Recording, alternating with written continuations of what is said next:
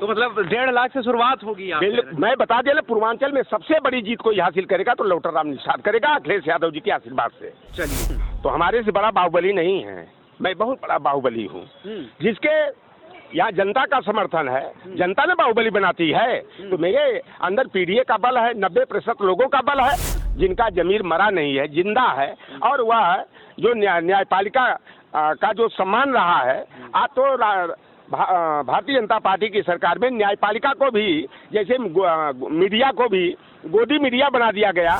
नेता जी ने हमें आशीर्वाद दिया, हमें फर्श से उठाकर अर्श पर पहुंचाने का काम किया। तो भी गायत्री प्रसाद प्रजापति पर यह हमला कराया गया है। और आज साजिश के तहत ही जिस महिला ने इनके ऊपर आरोप लगाया था गायत्री प्रसाद प्रजापति के ऊपर, वह लिखित में जो है कोर्ट में दे दिया। वह बार बार अपने परिवार के लोगों से अंदेशा जताते थे कि मुझे स्लो पॉइजन दिया जा रहा है, स्वीट पॉइजन दिया जा रहा है, मेरी हत्या करने का जो है कि खर्च किया जा रहा है। अंत में घटना वही हुई। नमस्कार, आप देख रहे हैं #भारत न्यूज और मैं हूं आपके साथ आलोक दीक्षित। बात करेंगे जेल पर हुए हमले की। जी हां, गायत्री प्रजापति जो कि पूर्व मंत्री हैं, पिछड़े समाज के बड़े नेता हैं, उन पर जेल में हमला होता है, कई टांके लगते हैं। इस मुद्दे पर बातचीत करने के लिए हमारे साथ मौजूद हैं समाजवादी पार्टी के नेता और गोसाईगंज विधानसभा क्षेत्र के विधानसभा प्रभारी लोटन राम निषाद जी। जो हमला हुआ है उसको आप कैसे देखते हैं?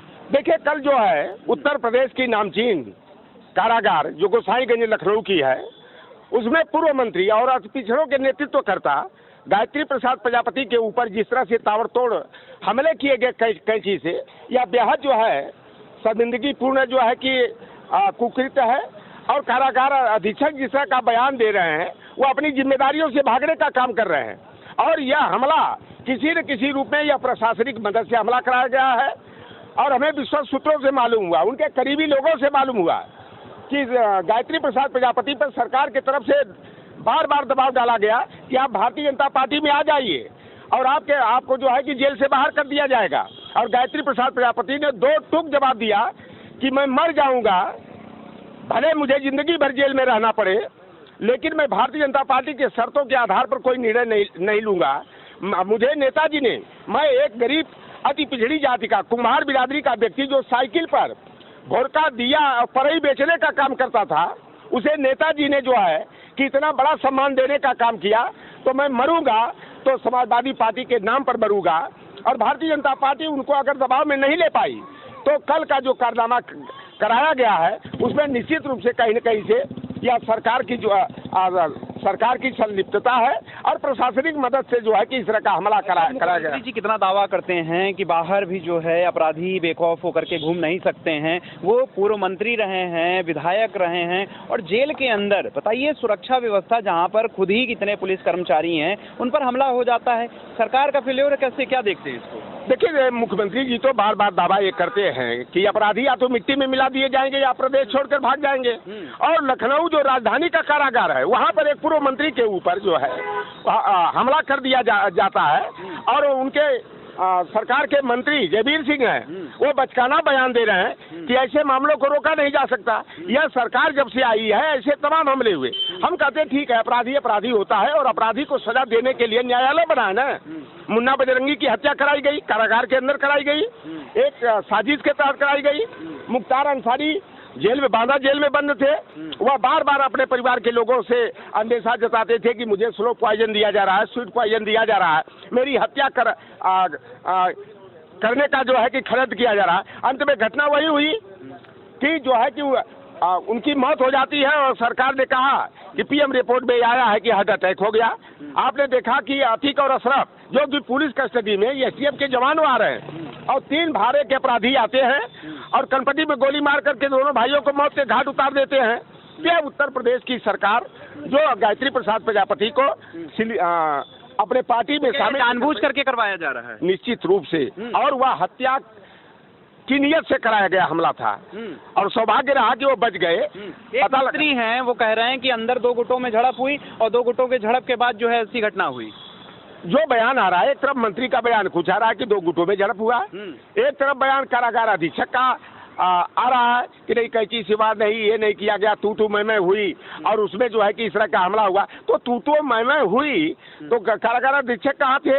वहाँ जो आरक्षी रहते हैं मुस्तैद, वह कहाँ थे? तो यह केवल जो है कि अपने को बचाने का यह प्रयास किया जा रहा है, और सरकार जो कटघरे में गिर रही है उससे जो है कि बचाव की रणनीति के तहत इस तरह की बयानबाजी की जा रही है। जो भी गायत्री प्रसाद प्रजापति पर यह हमला कराया गया है, और आज साजिश के तहत ही जिस महिला ने इनके ऊपर आरोप लगाया था गायत्री प्रसाद प्रजापति के ऊपर, वह लिखित में जो है कोर्ट में दे दिया कि मुझे दबाव में डाल करके जो है कि इस तरह गायत्री प्रसाद प्रजापति के खिलाफ जो है कि आवेदन दिलाया गया था, और उसके बावजूद भी गायत्री प्रजापति को बरी इस नाते नहीं किया गया कि वह भारतीय जनता पार्टी की शर्तों को स्वीकार नहीं किए, और उनकी पत्नी के ऊपर दबाव, राज्यसभा का चुनाव चल रहा, कौन सी शर्तें थी, किन शर्तों की? कि भारतीय जनता पार्टी में आ जाइए और आपको बाइज्जत बरी करा दिया जाएगा, इस तरह का।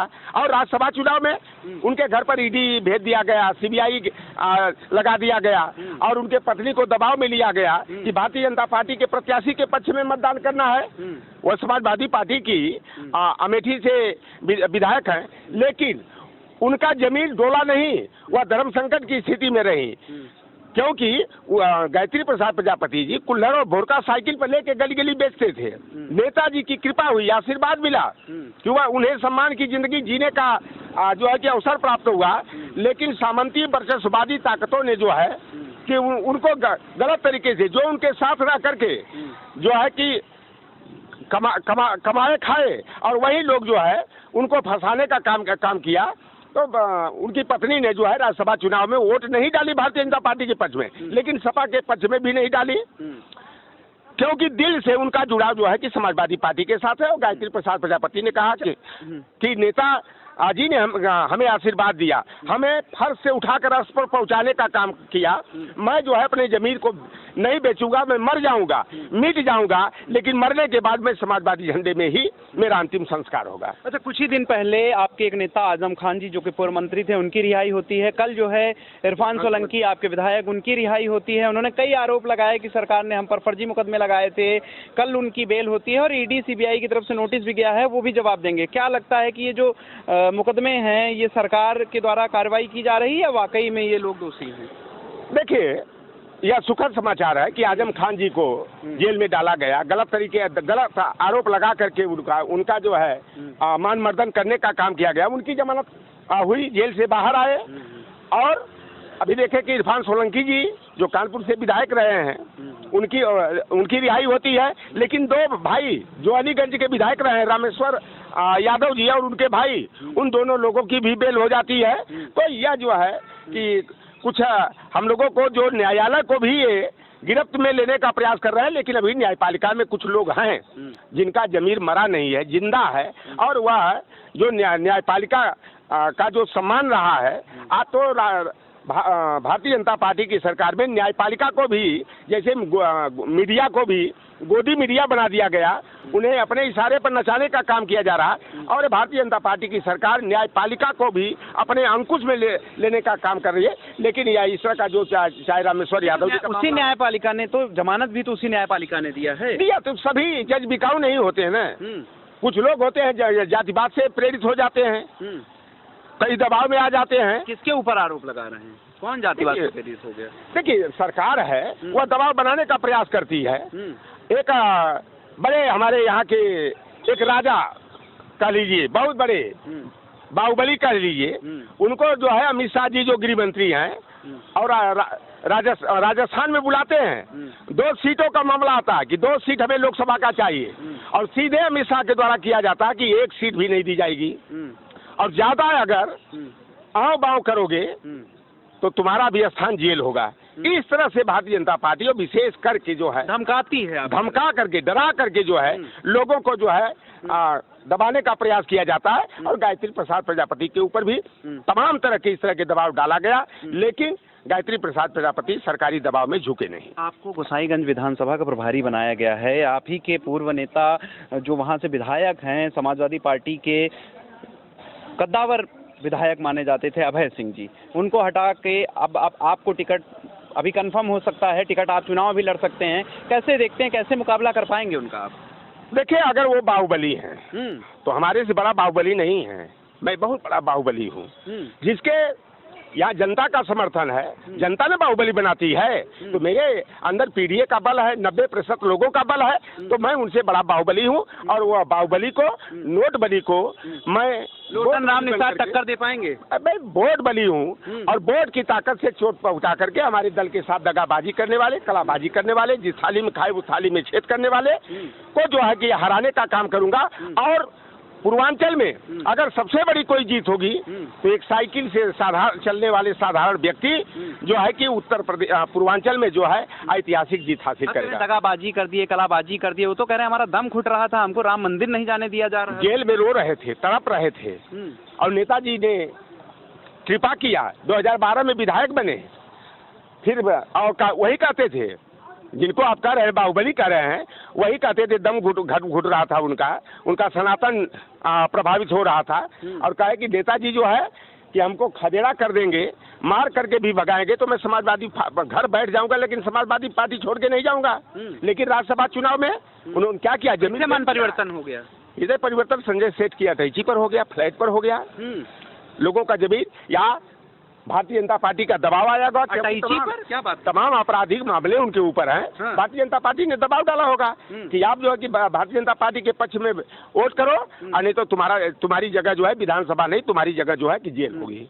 और इस तरह का दबाव डाल करके भी लोगों को भारतीय जनता पार्टी अपने पाले में करती आई है, क्योंकि भारतीय जनता पार्टी का चाल और चरित्र इसी तरह का है कि प्रतिपक्ष के जो नेता हैं उनको अगर उनका कोई भी लूज पॉइंट मिलता है तो उनको डरा करके, धमका करके जो है कि अपने पाले में कर लेते हैं। हमारे राष्ट्रीय अध्यक्ष जी ने कहा लौटर राम के पास क्या है, गाँव में घर में सिवान में डेरा है, कौन ईडी और सीबीआई क्या करेगी, कौन सा बुलडोजर चलेगा, कौन सी संपत्ति कुर्क होगी, क्योंकि लेकिन उन्होंने कहा कि ये जो बाहुबली अपने को बन रहा है नोटबली, उसको लौटन राम जैसा वोट बली और पैदल चलने वाला गरीब ही चुनाव हराएगा। 2027 में 1.5 लाख का टारगेट मेरा, 1.5 लाख से मैं वहाँ शुरुआत करूंगा।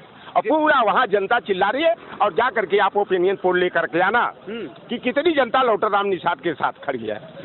जी, वहाँ की जनता, पूरा पीडीए परिवार लौटन राम निषाद कर रही है और अखिलेश यादव जी के निर्णय का स्वागत कर रही है। तो मतलब 1.5 लाख से शुरुआत होगी। मैं बता दिया, पूर्वांचल में सबसे बड़ी जीत कोई हासिल करेगा तो लौटन राम निषाद करेगा, अखिलेश यादव जी के आशीर्वाद से। चलिए, तो ये थे हमारे साथ बातचीत कर रहे थे समाजवादी पार्टी के नेता लौटन राम निषाद। बड़े आत्मविश्वास में हैं कि जो गोसाईगंज की सीट ये 1.5 लाख से शुरुआत करेंगे और 1.5 लाख मतलब सबसे बड़ी जीत इनकी होगी। इसके अलावा इन्होंने जो हमला हुआ है पूर्व मंत्री गायत्री प्रसाद प्रजापति पर, उस पर भी इन्होंने कहा कि वो एक साजिश के तहत उन पर हमला करवाया गया है, उनकी सुरक्षा व्यवस्था कमजोर की जा रही है क्योंकि वो भारतीय जनता पार्टी में नहीं जा रहे हैं। इन्होंने बड़े आरोप लगाए हैं। आपकी क्या राय है, कमेंट करके जरूर बताएं। वीडियो जर्नलिस्ट सनी के साथ मैं आलोकित, #भारती न्यूज़ लखनऊ।